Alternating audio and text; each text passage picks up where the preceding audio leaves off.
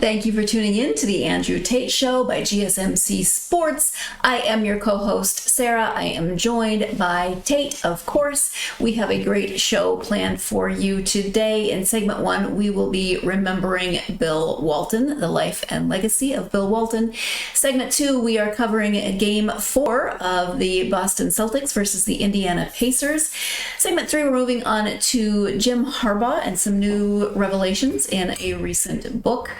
Moving off of sports in segment 4, oddities in the news, mariachis versus fire breathers. I'm going to leave it at that. And then stick around for segment 5 when we'll be doing dating disasters. Always a fun conversation. As we get started, I would like to ask, as always, that you like and subscribe to the show. Also, we do get a number of questions and comments that come in during the show. If you would like those read on air, we would be happy to do so. In order for us to see those, though, if you go to gsmcpodcast.net, you can leave a tip or a donation, and that puts your comment at the top of our list, ensuring that we will see it and we can then read it and comment on it during the show. Again, that link is gsmcpodcast.net. Good morning, Tate. Hello, Miss Sarah. How are you doing this morning? I'm doing okay this morning. How about you? Excellent. Okay. So, giving everyone a little behind the scenes with Sarah and I. Sometimes we'll do a walk and talk about what's going on in the morning. So we'll do our like morning walk instead of a normal production meeting. So we did our walk. And I'm getting old, everyone. I am tired and sore from a walk. Now, in your defense, we live in an area that has a lot of hills, and we have some steep hills. This is no ordinary on walk. Our walk today. So, yeah, in your defense. Yes, I was going to say, these are no ordinary hills. It's not for the faint at heart, let's just say. It is not. And again, in your defense, I'm also a little stiff. If I sit too long and I stand it just shows you're old. That's all it does. I'm making old lady noises whenever I stand up. So wow, that is hilarious. It's what happens. So other than that, you're doing okay. Yes, absolutely. Okay, so we got an interesting day of shows. We today. do. Let's go ahead and get started. As I set things up, we'll be talking about Bill Walton. As I said, the life and legacy, as he has recently died. The sports world does mourn the loss of Bill Walton, a towering figure both on and off the basketball court, who passed away at the age of 71 after battling colon cancer. Walton's journey from a red-headed deadhead leading UCLA to 73 consecutive wins and 2 back-to-back national championships in the early 1970s to his pivotal role in the world championship teams with the Portland Trail Blazers and Boston Celtics captivated fans and inspired generations. Walton's impact transcended statistics and accolades. Despite facing a debilitating stutter for the first 28 years of his life, he emerged as an Emmy-winning basketball analyst for ESPN, showcasing his profound love and understanding of the game. In a candid interview, Walton reflected on the transformative power of learning to speak fluently, citing it as his greatest accomplishment and a journey of overcoming shame and self-consciousness.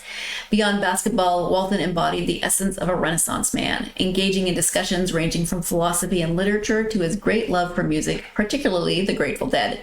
His vibrant personality and penchant for tie-dyed t-shirts infused broadcasts with color and character as he shared anecdotes and references from his beloved band. Walton's impact as a player was equally profound. As the hub of John Wooden's UCLA Bruins, he propelled the team to unprecedented success, including an 88-game winning streak and 3 National Player of the Year honors. His legendary performance in the 1973 National Championship game against Memphis State, where he scored a record 44 points, remains etched in basketball lore. In the NBA, Walton's career was marred by injuries, yet punctuated by moments of brilliance. From leading the Portland Trail Blazers to a championship under coach Jack Ramsey to revitalizing the Boston Celtics as a 6th man of the year, Walton's resilience and determination shone through adversity. Off the court, Walton's activism and social consciousness were evident. He engaged in political protests against the Vietnam War, stood in solidarity with his Black teammates, and spoke out on civil rights issues, reflecting a commitment to justice and equality. Walton's legacy as a basketball icon and cultural influencer is enduring. His impact transcends generations, leaving an indelible mark on the sport he loved and the lives he touched.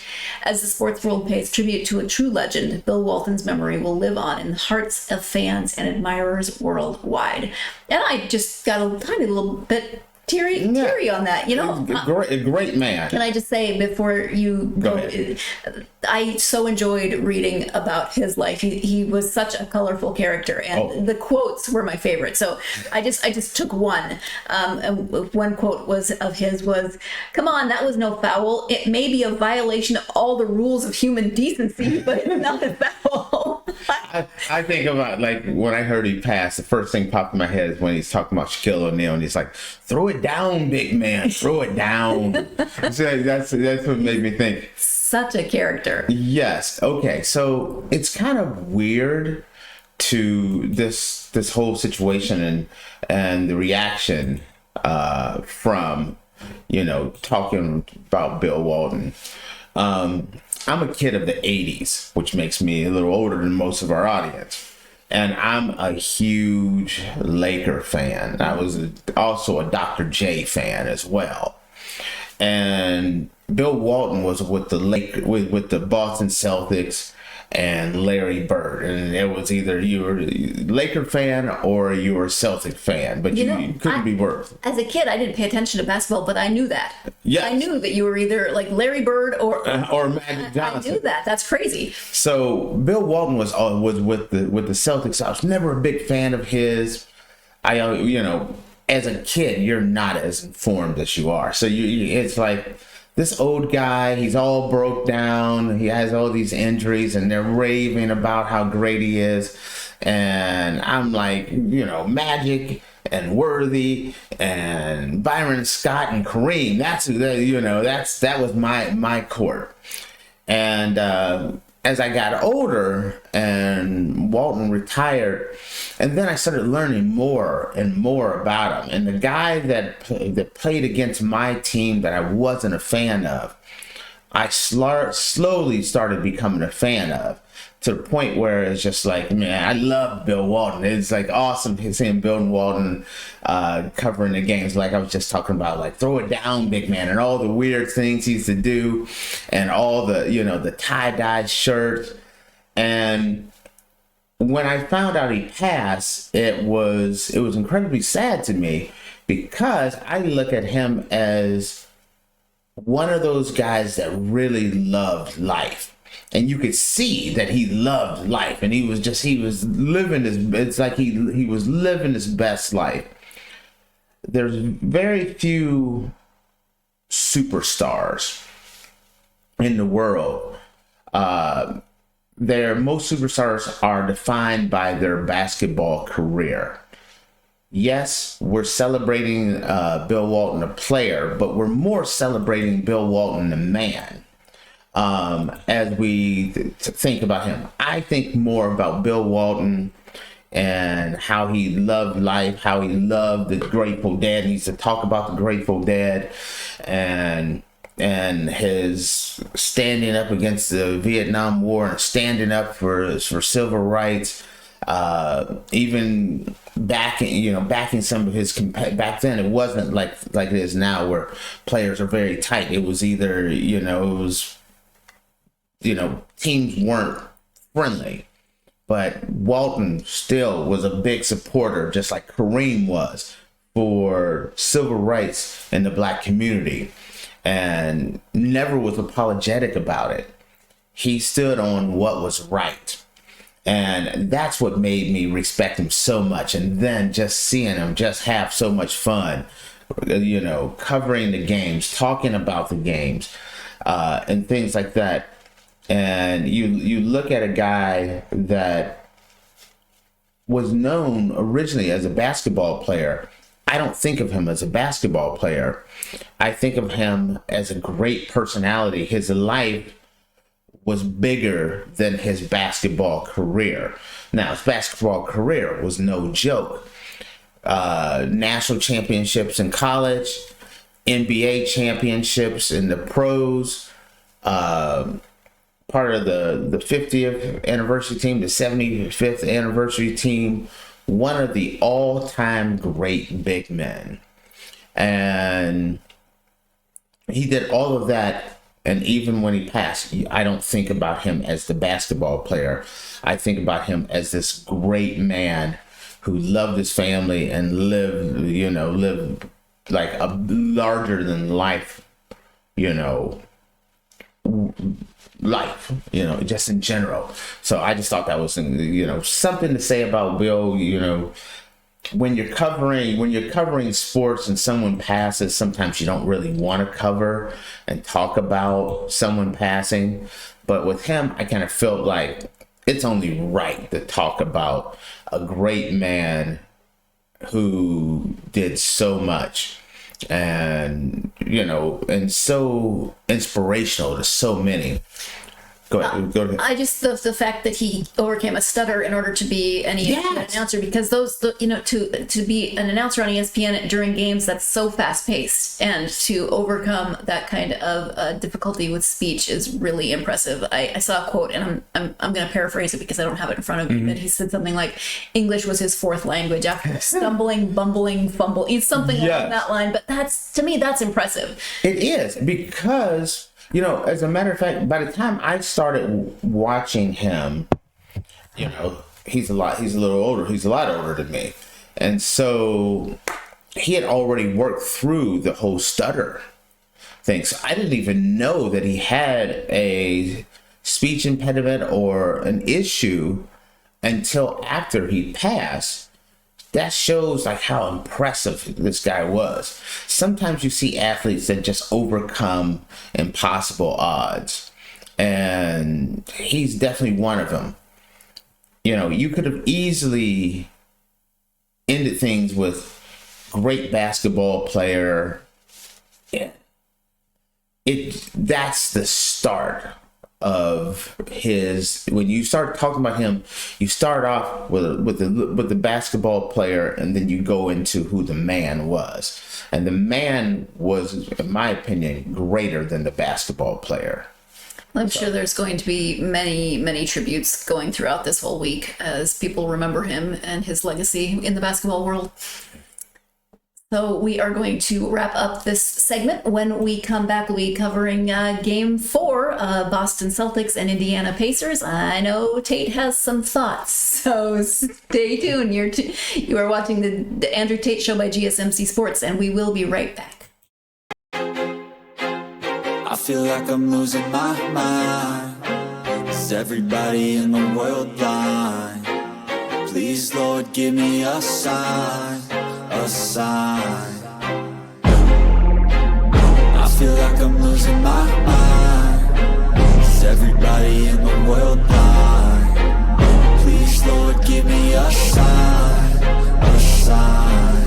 I wanna be the greatest. Everybody on the fake shit. I look around and feel like everybody is the fakest. I make this every day and I'm impatient, hoping one day I blow up from the basement. Statement, the top is so vacant. I don't hear shit that I think is amazing. Waiting for my day when I'm playing sold out shows for 1,000 faces. Hey, give me that crown, get in my way and to be put down. It ain't your place, all this my town. If I want that shit, then I'll get it right now.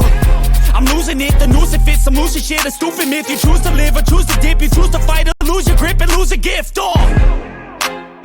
I feel like I'm losing my mind.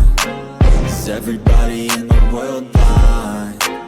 Please, Lord, give me a sign. A sign.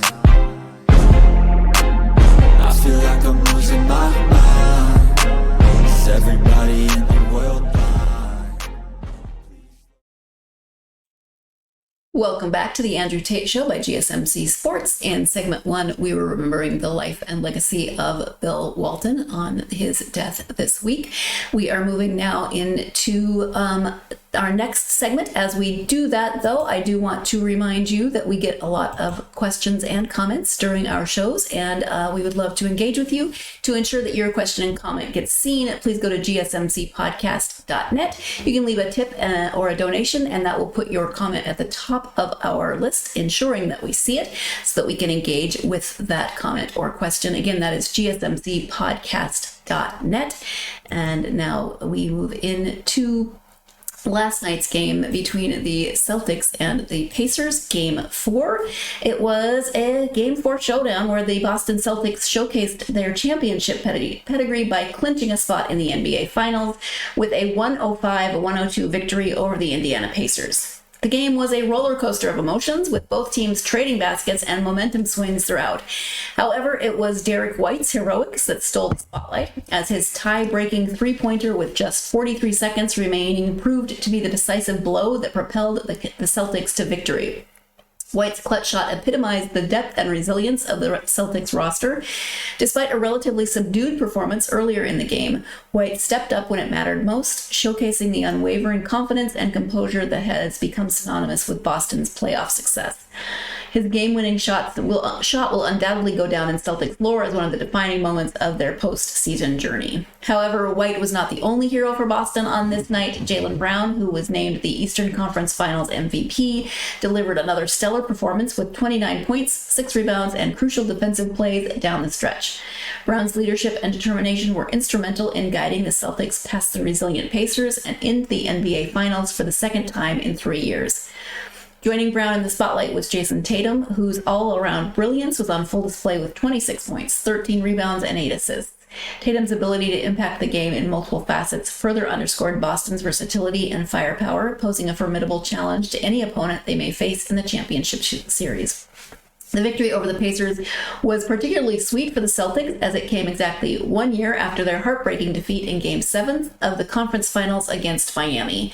This year, however, Boston has shown remarkable resilience, rattling off 7 consecutive playoff victories, including 6 on the road and 3 in elimination games. Despite their valiant efforts, the Pacers ultimately fell short in their quest to extend the series. Missing the services of two-time All-Star Tyrese Halliburton, Indiana put up a spirited fight but ultimately succumbed to Boston's relentless pressure in the clutch moments. Andrew Nembhard led the Pacers with an impressive performance of 24 points, 10 assists, and 6 rebounds, but his potential game-tying three-pointer in the closing seconds was off the mark, sealing the Celtics' victory. With their ticket punched to the NBA Finals, the Celtics now await the winner of the Western Conference Finals between the Dallas Mavericks and the Minnesota Timberwolves. As they prepare for the championship series, the Celtics will undoubtedly draw confidence from their collective resolve and unwavering belief in their ability to overcome adversity on the grandest stage of them all. Tate, you said it. You said that you figured it was going to be a sweep, and here we are, Game 4, sweep. Unfortunately, yes, we are talking about a sweep. And you know, you look at this and you start thinking about this, and you think that this series will not be remembered as a great series. This is just a blowout series in which the Celtics, who were expected to win, this is what was expected. People were expecting this to not even be a series, and then it became a series later on as things started going on. I was shocked at how competitive this was. I thought the Pacers should have won Game 1. I thought they should have won Game 3, and I think they should have won Game 4 last night. It's one of those things where if you're an Indiana Pacer, you have to be sick. You got to be sick. Looking at this and thinking, what could have happened? We win the games that we're controlling at the very end, then, you know, we're in this series. At worst, this should be a 2-2 series. Instead, it's an outright sweep. And then when you start thinking about it as far as like the Celtics go, one of the big necks against the Celtics was they can't close out games. They can't, you know, are they really as good as the statistics show, because statistically, this is the best team since the Jordan Bulls. Only statistically. I don't look at them as one of the greatest teams ever, but statistically speaking, they're one of the greatest teams of the 21st century. But you don't have that feel, and you look at them and you're like, they don't close out games. Well, that is not true. Game 1, they should have lost that game. But as any great team, when the game was on the line, they kicked it in and they pulled it out. They came back game 2, absolutely dominated. Came back game 3. That was a really close game. And again, down the stretch, the Celtics were the better team. They had the ability to focus and close a game out when needed. And then game 4 here. Traditionally, when you start looking at a game, you're up 3 games to none. A lot of times teams are like, we got this in the bag. We're gonna go celebrating, talk with friends and family. And that's how teams tend to get a win, how that gentleman's sweep kind of kicks in. But no, not the Celtics. They kept the pedal to the metal, even down to the end. Indiana was up. Indiana was going strong. They could have easily packed it in and been like, we'll wait till we get back to Boston and close this out. But no, they dug deep. They were like, we're putting them away now. And so that was so impressive. Now you look around and Jaylen Brown, and talk about closing games out strong. Jaylen Brown, this whole series has been unreal. Tonight, 29 points, 6 rebounds, 2 assists.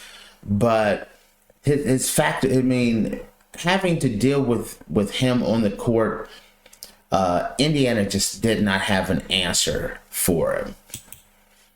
You look at Jason Tatum, 26 points, 13 rebounds, 8 assists. When you look around and you look at this game, these were two close teams, but the 2 best players on the court was always Brown and Tatum, and there was no doubt about that. And that was the difference in this whole series, is they had Brown and Tatum, and Indiana did not. Now, if you talk about keys to the game, MVP performance by Jaylen Brown. We talked about his points, where it's 26 points, the rebounds and assists. Being able to find, even when you're not scoring, being able to find that pivotal player when you need to. Being able to find Derek White so he can hit that 3-pointer to take them to go ahead. Throughout this series, Jaylen Brown has been the factor that Indiana never could figure out. So, and then Jason Tatum, another big night. Nailed a critical jumper with 3 minutes left. He's just been that guy who, whether he's Batman or Robin on the night, you're gonna have to deal with him. And so that was a big deal. But here's one it's kind of crazy.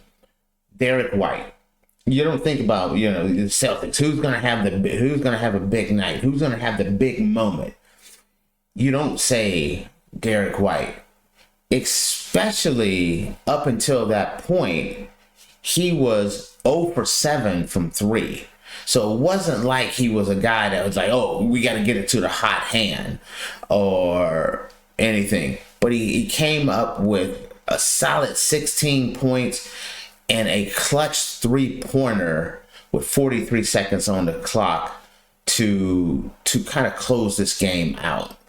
And that was the key. Even though you have a guy that hasn't been hot, isn't doing well from three, Brown was still able to connect up with him. He's able to close that three, and it's curtains.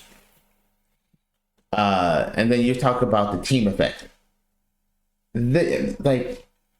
This is not really a surprise to me, but as looking at this as this series has gone on, offensively, the Celtics were the better team. Defensively, the Celtics were the better team. The two best players were the Celtics. And so, like I said, the series went the way it was supposed, the way most people thought it would go. I don't know how, I wouldn't have been shocked if I said at the beginning of the series that it would have been a sweep, but I would have been shocked and was shocked at how close these games were. So Celtics complete the sweep. As I was talking about this, best regular season with a net rating of plus 11.7, and the playoffs was 10.8. People do not realize how great the Celtics team is. It's one of the all-time greats on paper. And like I said, since the Jordan Bulls. So, and then lastly, Jaylen Brown as Eastern Conference Finals MVP. I thought he was going to get the MVP, but if they would have said, that Tatum was MVP, I wouldn't have been shocked either. It could have went either way. I think the vote ended up being 5-4 in favor of Jaylen. But I would have liked to seen it be a co-MVP. Both of them, Tatum and Brown, as co-MVP. I think that would have been the better way to go. But this was definitely a great series. So, and now moving on. The NBA has a problem right now. The NBA has a problem because this series is over. The NBA has a problem because the Dallas-Minnesota series could be over. The next game scheduled for the NBA Finals does not start until June 6th. That means 11 to 12 days, almost 2 weeks. This thing is that there's no games. There's nothing. Just dead time. Great for the Celtics. Great for whomever coming out getting rest. But this is a long gap in between a great finals and then just rolling into, this dead period that's going to come up soon. Provided that, Dallas closes out Minnesota. You don't want to be Dallas and take this thing 6-7 games. You want to knock this thing out so you're both rested and you're both ready to go. It's going to be interesting. Absolutely. Well, that is all the time that we have for this segment. When we come back, we are going to be talking about Jim Harbaugh and some recent revelations about his move from Michigan to the Chargers. You are tuned into the Andrew Tate Show by GSMC Sports, and we will be right back. Looking for your daily fix of sports talk without having to pay for it? GSMC Sports Network is available on YouTube. Just search GSMC Sports Network. Get your fix of daily sports talk shows on YouTube, absolutely free. NFL, college football, NBA, MLB, MMA, UFC, fantasy football, and so much more. GSMC Sports Network has shows running all day long, with new sports shows starting every 2 hours. Just like on your favorite cable sports channel, except GSMC Sports Network is absolutely free. Just search GSMC Sports Network on YouTube to catch one of your new favorite shows. Like the GSMC College Football Podcast, Chip Shot Football Podcast, Hoops and Heels Women's Sports Podcast, GSMC Basketball Podcast, and so many more. Check it out for yourself. GSMC Sports Network, now available on YouTube absolutely free. Search GSMC Sports Network on YouTube right now. Welcome back to the Andrew Tate Show by GSMC Sports. We are on segment 3. If you missed segment 1, we were remembering the life and legacy of Bill Walton. Segment 2, we covered last night's game between the Boston Celtics and the Indiana Pacers. The Boston Celtics completing their sweep in this round of conference finals. We are now moving on to talking about Jim Harbaugh and some revelations that have recently come out regarding his departure from Michigan. Jim Harbaugh, former head coach of Michigan, found himself torn between loyalty to his alma mater and the allure of the NFL after leading the Wolverines to a national championship. In the upcoming book, The Price, What It Takes to Win in College Football's Era of Chaos, co-authors Armin Katayan and John Talty provide insights into Harbaugh's inner turmoil. The book reveals Harbaugh's desire to remain at Michigan following their championship triumph, but his concerns over the support he received from athletic director Wardy Manuel. Harbaugh confided in a friend about his frustrations, expressing doubts about Manuel's advocacy, especially in front of Michigan's Board of Regents. Additionally, Harbaugh vented his grievances against Big Ten Commissioner Tony Petitti, feeling let down by promises unfulfilled regarding a meeting in the aftermath of a sign-stealing scandal. Despite Michigan's efforts to retain him with a lucrative offer, including a 5-year deal worth over $11 million per year, Harbaugh felt unsettled by the inclusion of termination language related to the ongoing investigation into the sign-stealing scandal. While Manuel acknowledged potential stumbling blocks in finalizing the offer, Harbaugh's attorney, Tom Mars, indicated uncertainty over the offer's influence on his client's decision to depart for the NFL. Moreover, Harbaugh faced challenges during the 2023 season, including a self-imposed suspension amid an NCAA investigation into recruiting violations. Ultimately, Harbaugh chose to accept the head coaching position with the Los Angeles Chargers, departing Michigan just weeks after their championship victory. Manuel expressed understanding rather than surprise at Harbaugh's decision, recognizing the coach's long-standing flirtation with the NFL. The strained relationship between Harbaugh and Michigan's administration, compounded by ongoing NCAA scrutiny and unresolved issues from the sign-stealing scandal, contributed to his departure, signaling the end of an era for Michigan football. Now, Tate, I know that you are, in fact, a Michigan fan, so what are you thinking in terms of what we've just learned about Jim Harbaugh? This didn't surprise me. This didn't surprise me at all. I thought Jim wanted to stay with the Wolverines. When I listen to you talk about this story, though, one thing pops in my mind. I'm going to start off by, I'm from the Midwest, and I grew up in Ohio, in the Northeast Ohio area, but I grew up a Michigan fan in the Northeast Ohio area, which is something. I'm just going to put it back on two screens, because I'm going to shake my head. You're Ohio, you're a Michigan fan. Yes, very true. I've had a couple really great friends of mine that ended up going and playing sports at Michigan, and I spent a lot of time at Michigan as a kid growing up. Wanted to go to Michigan as well, found out, hey, back then, going to Michigan was kind of hard to get into, and it cost a lot. So I didn't go to Michigan, but Michigan had a piece of my heart. Does that make sense? It does. I just had to. I have heard over the years that I have known you, friends and family give you crap about being a Michigan fan. So, but this whole thing here goes exactly what you were just talking about, though. There's a difference between the SEC and the Big Ten. I have family in the South, that Alabama, Mississippi, Georgia area. I've spent a lot of time in that area, in Florida and New Orleans and Louisiana area, South Carolina. I've spent a lot of time there. And when it comes to college football, South Carolina, they want the Gamecocks to win. But if they're not in it, they want the SEC to prevail. You go to Georgia, you go to Alabama, you go to Auburn, LSU. It's kind of the same way. Not everyone, but majority of the people that I have ran across, it's been like SEC. We're I'm a Tigers fan and an SEC fan. It's not that way in Big Ten country. It is not. I'm from that area.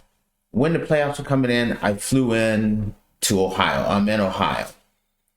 Ohio State, Michigan played, and Ohio State fans were rabid. They wanted to beat Michigan. They wanted to knock off Michigan. But the minute that game was over and Michigan won, they adopted the anybody but Michigan.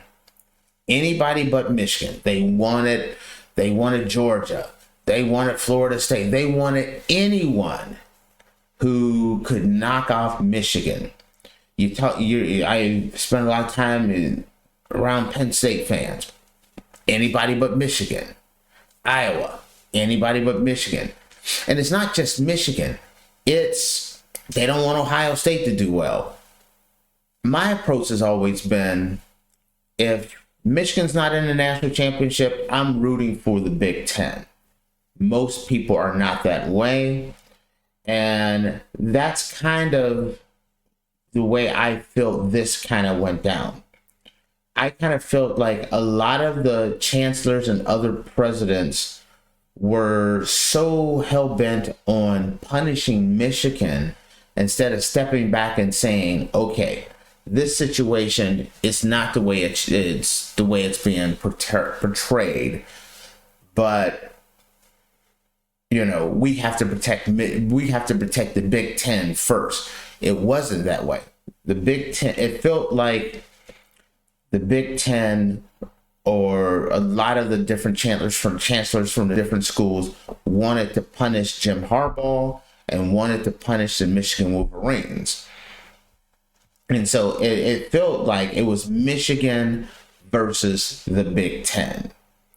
And that was part of that problem. But then when the pressure was starting to come on from all the schools within the Big Ten about the sign stealing scandal and some of the things that came up, Jim Harbaugh, which stood his ground that he didn't know anything about this, everything kind of pointed to he didn't know what was going on allegedly, but it kind of felt like once the pressure started getting on, a lot of the Michigan, I don't want to, what do you call that? Chancellors, administrators, and things of that nature started to turn on Harbaugh. And I know that there was talk like, do we even want him back? That was kind of the talk. When they were negotiating the contract, yes, they did make him an offer, but it was kind of one of those offers where it was like, like if we get in trouble, we could let you go. And Harbaugh wanted assurances that, hey, if this comes back and it blows up in our face, we're in this together. And I felt like a lot of the negotiations, it was like, listen, you're on your own. And ultimately, I felt like that is what turned if you're advising Harbaugh and you see a situation where it's like the Big Ten Conference was out to get you, and then you feel like that some people within the University of Michigan University, is starting to turn on you. Some people were whispering, hey, do we really want him back? The fact, if you're his agent and you think about a few years ago, there was talk about, are we going to keep him? Are we going to let him go? If he doesn't beat Ohio State, we're going to let him go. But things changed. I never felt like, the last few years, Michigan was 1,000% in Jim Harbaugh's corner.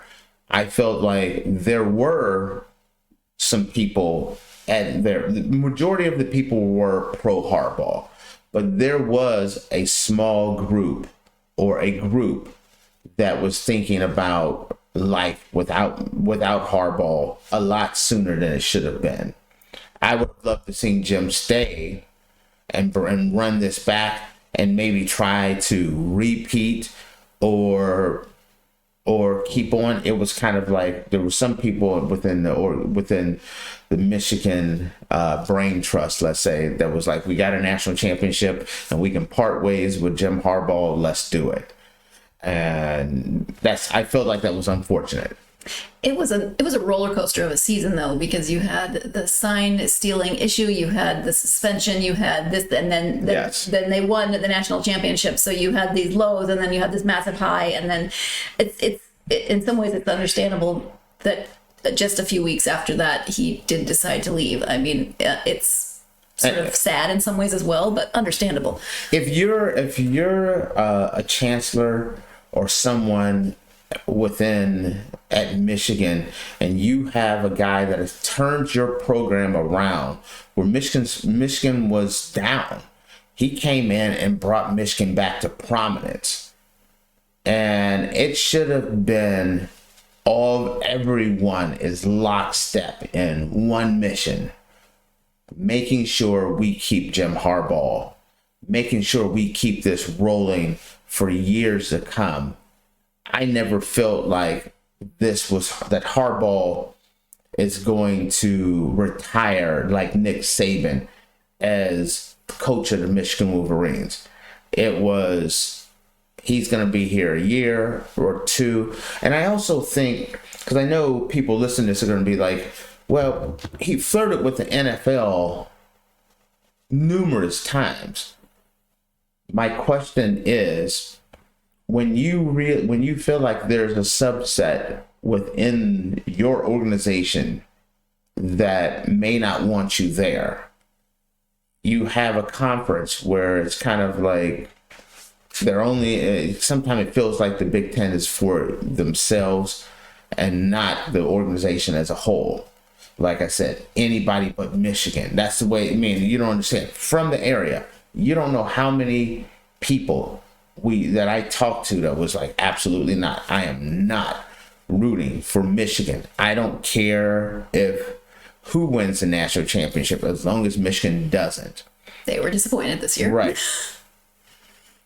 There should have been more of, we are 100% behind Michigan. Michigan's 100% behind Jim Harbaugh. Michigan had 100% have Jim Harbaugh's back.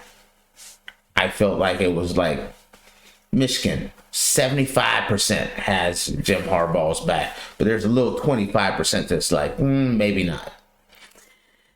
Yeah, well, now he's with the Chargers, so decisions were made. That's a big loss for the university for Michigan, but it's a big pickup by the Chargers. Absolutely. We are going to take our next break. When we come back, moving away from sports into oddities in the news. And Tate, I'm just leaving you with the phrase mariachi versus fire breathers. And you can ponder that. I'm taking fire breathers right off the top. I'm just going to let you know that right now. I'm just going to let you ponder that, though, while we break. You are tuned into the Andrew Tate Show by GSMC Sports, and we will be right back.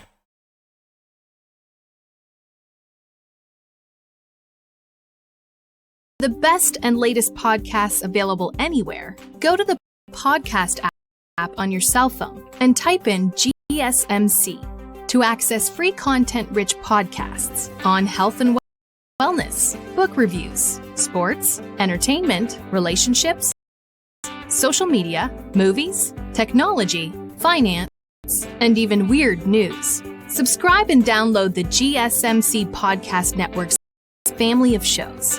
Available everywhere podcasts are found.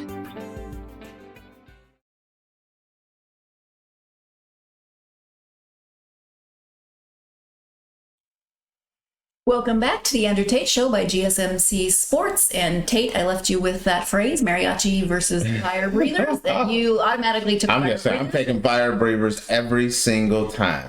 Let me give you the story if you're ready. Okay. CCTV cameras in Mexico recently recorded one of the strangest street fights in history, involving a band of mariachi and a fire-breathing performer quarreling over busking territory.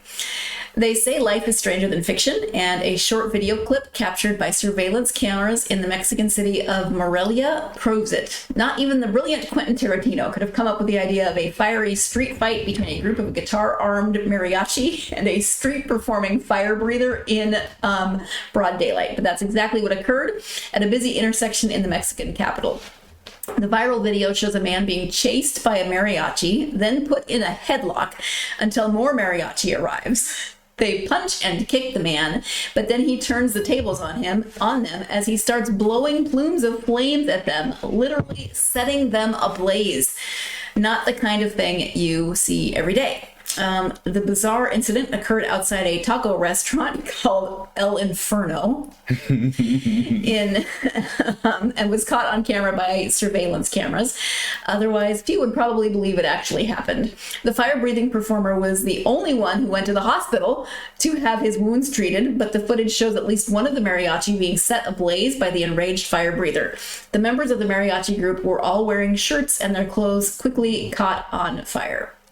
According to local police, the street fight most likely began over territory, as street performers often tend to compete for the right to perform in coveted places, known to generate higher daily revenue. Competition between buskers in Mexico is so fierce that such disputes involve firearms and can prove fatal.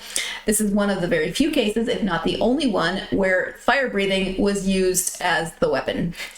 The original video of the altercation was reportedly pulled from YouTube, but shorter clips are still doing the rounds online.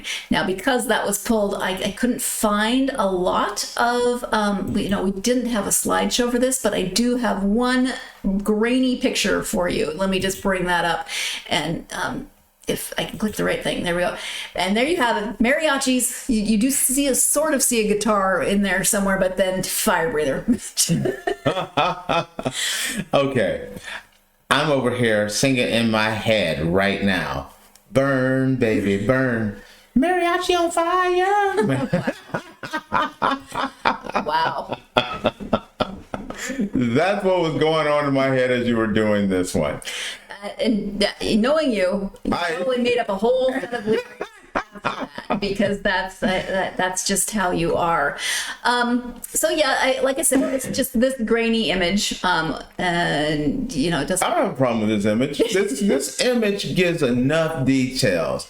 My man is cooking full. That's all you need to know. Things got a little hot. Somebody put him in the headlock. Somebody hit him. Gave him a little bit of a headache with a mariachi guitar, and he decided to go flame on. I do kind of wish I could find the full video, because I'm just picturing full on swinging of guitars, and then the last thing they're probably expecting is to be fought back with flame throwing. I mean, fire breathing. Excuse me. My childhood and my television viewing is all coming to surface here. I got from the WWE, I got the Honky Tonk Man and Jeff Jarrett hitting fools over the head with the guitar. That's the thing popped in my head. I got Johnny Flame from the Fantastic Four going on. I have Pokemon and Charmander and Charizard. I got it all going on. It's all marinating. Your brain is a special place. You know what this feels like is like a WWE storyline. Does it not? That's why I said Honky Tonk Man and Jeff Jarrett hitting fools over the head with the guitar. Yeah, I'm just picturing the costumes, the pyrotechnics. That would be a good storyline. That's a Hell in a Cell match right there.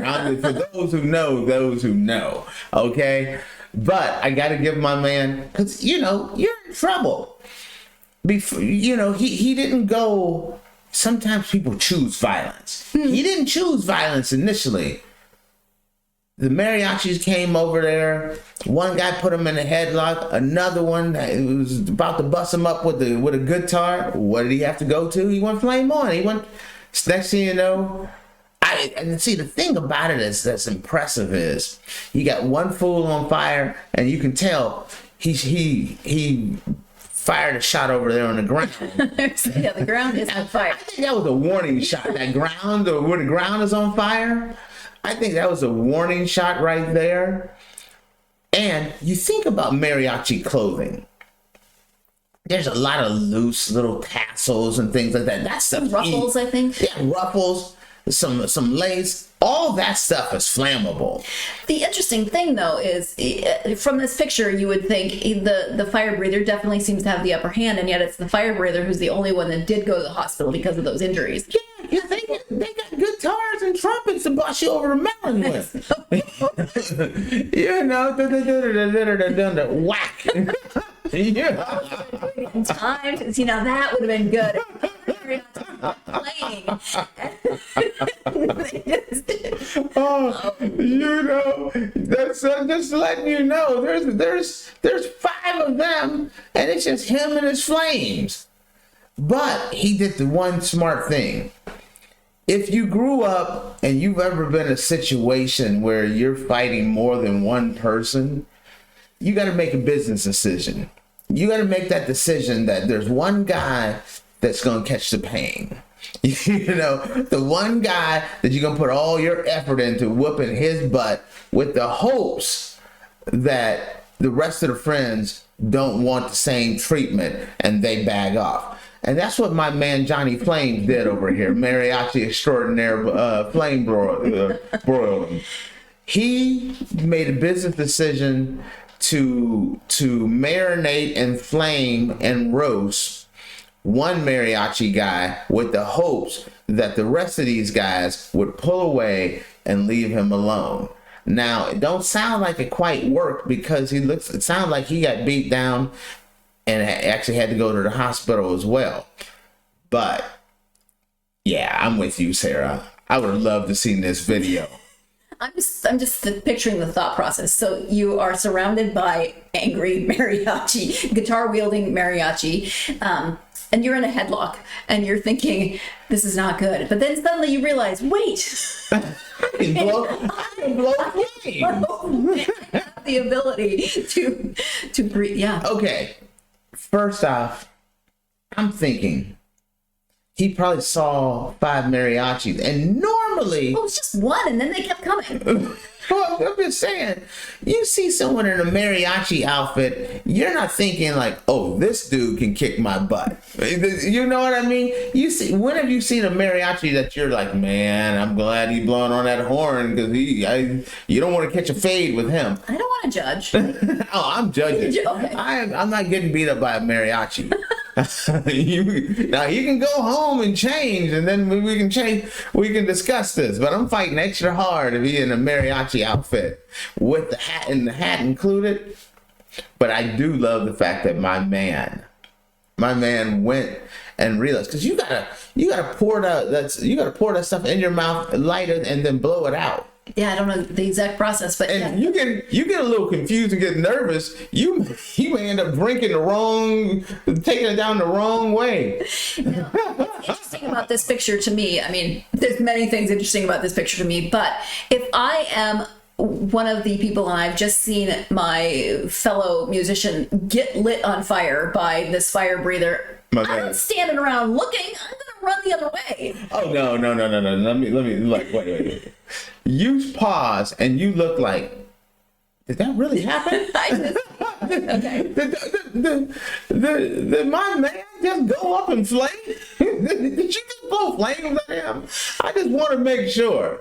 Because then at that point you're like, okay, I didn't just see my man just get flame broiled like a Burger King Whopper. Do I really want to continue this? Because it don't look like anybody else is like, oh, let me dive in there. The one guy at the top is like, man, do I put him out or do I run? He does look concerned. The other one's is like, no way. I can't believe that. Nope.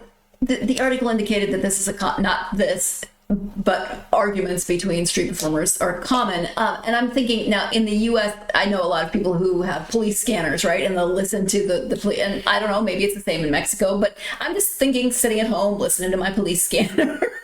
and then it comes across mariachi versus fire breather. I'm going. Would you go? The mariachi beat down. Let me tell you something. I'm going. If this was in a WWE ring, this wouldn't even be WWE. This has to be like the luchador, one of those ones that they do the luchador organizations. But yeah, I'm checking this out. I think so. I mean, what else do you have to do in an afternoon? Go watch Street Fighter. I bet you this dude right here that's on fire when he started his day was not, when he was putting on the little ruffles for his mariachi outfit, did he think like, you know what? I'm gonna get burned up today. Probably not on his bingo card.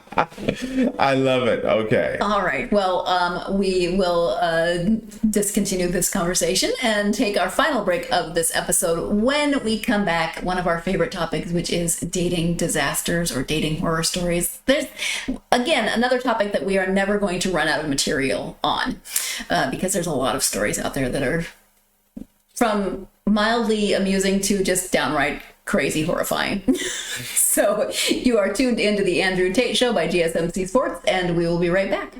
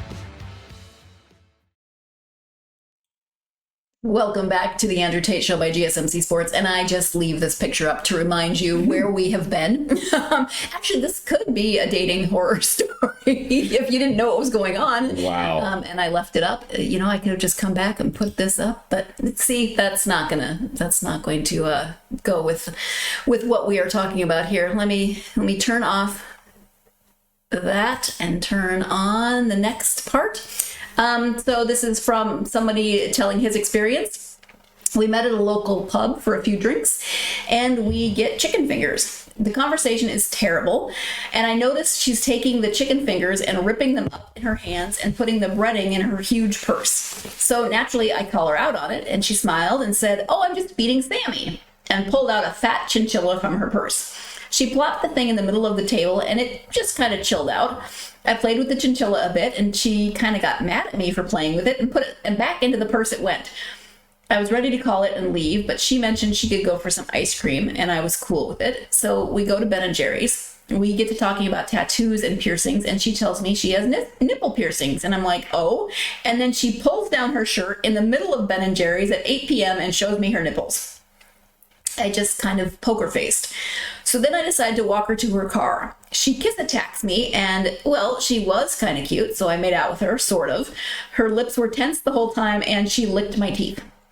Ooh, I was having a good moment until I had this whole marinade, then he licked the teeth, I'm out. I friended her on Facebook for some reason after that. And I know why. She had made a Facebook page for her chinchilla, and that had more Facebook friends than I did. A few months later, the chinchilla died, and its Facebook was a memorial page where a bunch of people, like 35, commented on how much they missed Sammy. I liked one of her statuses, and she called me crying. I unfriended her, but not the chinchilla. Rest in peace, Sammy. Maybe don't flash new dates at a Ben & Jerry's and leave your chinchilla at home, too. Listen, I got a problem with my man. I'm just starting right off the top. Okay. First, she brought a nice little furry pet with her. I don't see any problems with my girl. She's getting at least a second date. I'm letting you know. Boring. It doesn't sound like. My girl is at least getting a second date. And I'm taking her somewhere other than she can get some chicken fingers. You know, this is what people don't realize. The fact that there was chicken tenders on this date, there where the slip up was. Chicken fingers. Chicken don't have fingers. They don't. Buffaloes don't have wings either. Okay. I know. I'm just saying. Truth in food naming. So now my girl, she's my girl today. Okay. She brought her pet. It was kind of cute. She's feeding them little crumbs off of the chicken tenders. There's nothing wrong with that. Being like, oh man, I never had nobody bring a girl, a chinchilla on my date. They're kind of cool. Okay, but would you have been okay with the chinchilla on the table and like chinchilla fur in your chicken fingers? It sounds like the chinchilla was kind of chill. He did sound like, you know, he sounded like he was kind of chill. He's just sitting there eating on some fries. So I don't have a problem with him. Also, a lot of times when you're on a date, it's kind of like, what are we gonna talk about? You get a little nervous. You're like, man, I need something to break the ice. Tell me about little what's his name? Sammy the chinchilla. How long have you had Sammy? Looks like he don't have long to live. Think about it. This chinchilla, he's fat and he's eating chicken fingers. Are you shocked that he died? I don't know how long the life expectancy of a chinchilla is. A1C was really high. I'm just gonna let you know. Diabetic chinchilla. I'm just letting you know that my man Sammy, his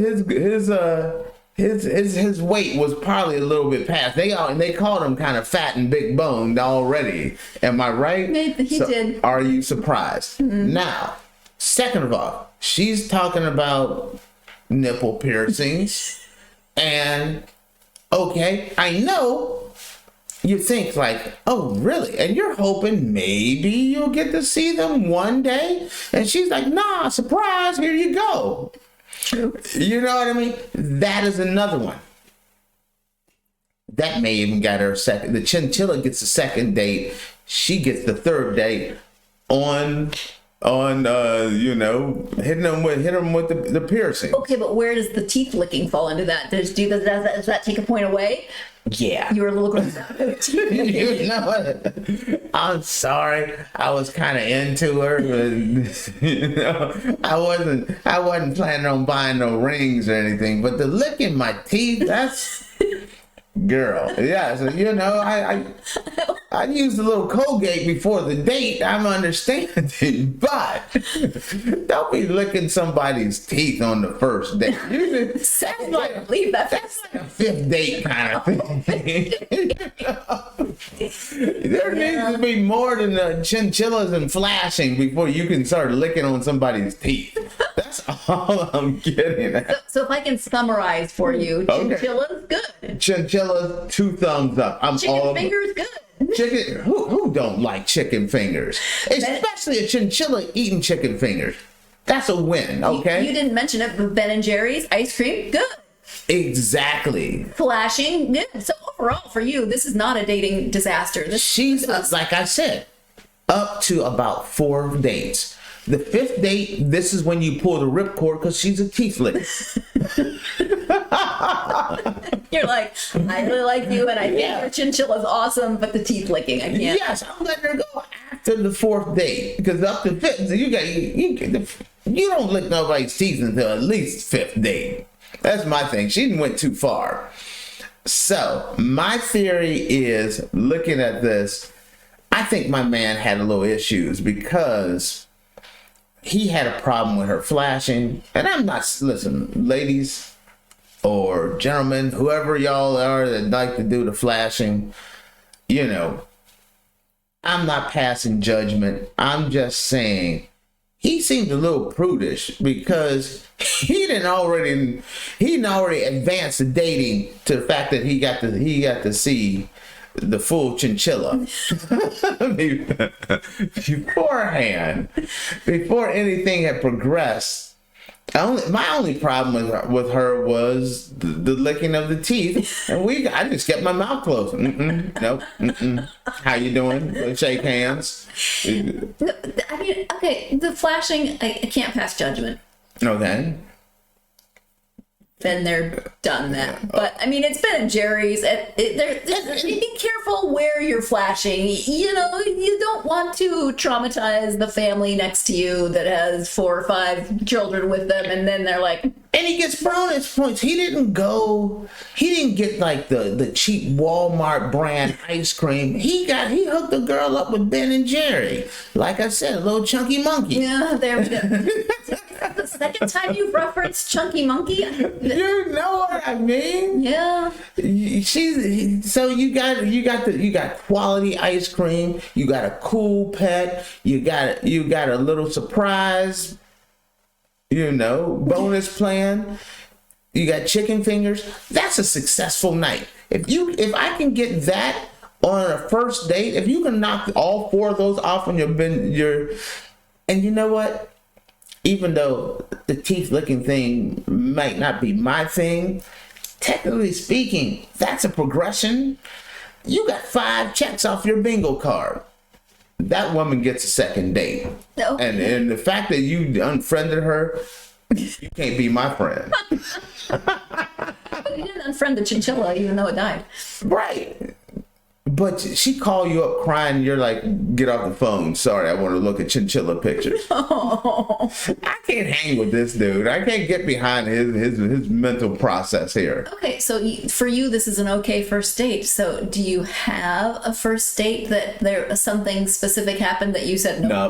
No, I'm not sharing with I'm not sharing with the group. Oh, come on. This is not group therapy. I didn't say you had to dig out the deepest. I got friends and family that watch this show. You could have pulled out a very. Listen, we all went to church. I put money in the collection plate. The end. Okie dokie. I would share none of my dating story to get too crazy on that one. I don't know if I believe it, but I'm going to let you end on that. Put money in the collection plate a little bit. My gift to you is I'm going to let you end on that note, and we'll move on. So thank you for tuning in to the Andrew Tate Show by GSMC Sports. Your support does mean a lot to us, so make sure that you like and follow the show. That really does help. Also, leave a positive review. We thank you in advance, and again, it really helps the show. If you want to follow us on social media, you can find the podcast on Facebook, X, Instagram, and TikTok, along with some others. So come find us, interact with us on social media. We love hearing from our listeners / watchers / however you're partaking of this podcast. Thank you for joining us for this crazy ride through sports and entertainment. We hope you have a wonderful rest of your day. Chinchilla.